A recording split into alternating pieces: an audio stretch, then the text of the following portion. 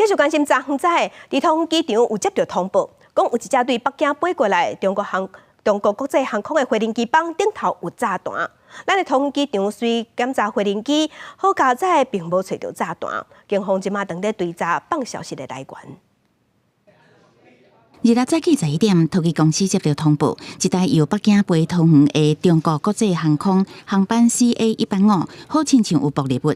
托机公司唔敢大意，紧急向航警局报案，请航班停伫接驳机坪，同时关南跑道，为了确保安全，用2台电工机开机测试，请旅客落飞机安检。如果会出事，好像也来不及了。对啊，应该还好啦，还好啦。对啊，是，只是算真的是第一次遇到这样。 听说是什么机上有爆裂物，是，我们还好，大家在机上还是很耐心的等待，是，没有什么抗议。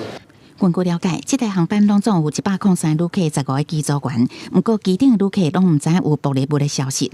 好在在机顶特殊良好，安检大队防务员也甲刑警大队搜证人员进飞机执行航机清仓安检，经过检查了后，无发现有爆裂物。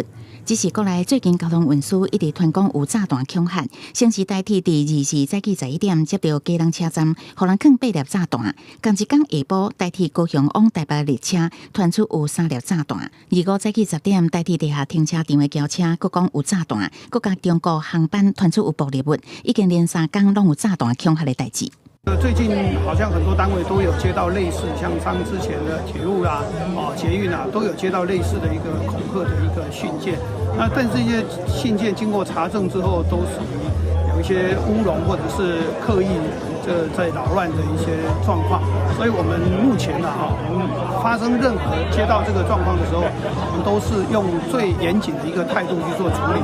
互人恐吓的中国国际航班伫完成所有安检了后，晚3点外钟，一直到下晡4点外，才互旅客进飞机执行回程的航班，为桃园机场飞转去北京的任务。民航局是讲，无论是毋是真正有爆裂物，只要接到通报，机场航警局甲民航局拢会谨慎对待，确保飞行安全。